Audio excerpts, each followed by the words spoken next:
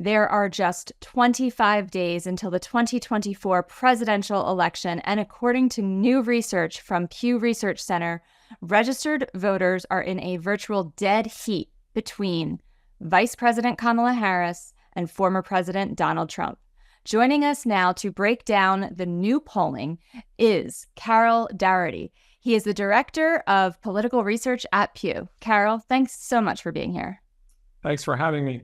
So I led with the virtual dead heat between former President Donald Trump and Vice President Kamala Harris.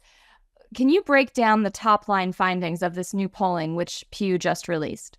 Well, I think what's important here is that the race is close on almost every dimension. And by that, I mean the share of voters who say they're certain to vote for both Trump and Harris is nearly identical.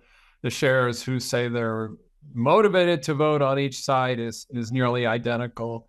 The shares saying they strongly support both candidates is very similar. It basically couldn't be closer at a national level. Now, our survey is national, and we all know that there's a lot of focus on the swing states. But from a national perspective, it's a very close race.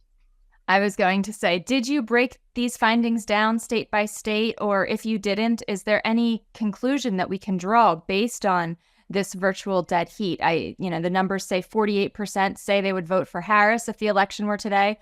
47% would support Trump. So if that's how close it is on a national level, are there conclusions we can draw about how the Electoral College would break down according to this? Well, what we see in those states, it depends on the survey, and you can look at the polling averages. It's also very close across all of those states. So the national picture is somewhat reflected in those states. I mean, those are closely divided states like Pennsylvania, Michigan, Wisconsin, Georgia, and the national picture is very divided as well.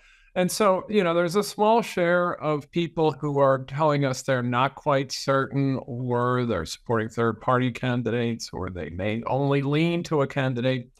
These are people who are less engaged in politics. The total is probably, close to 1 in 5 voters who say there's some uncertainty about their voting.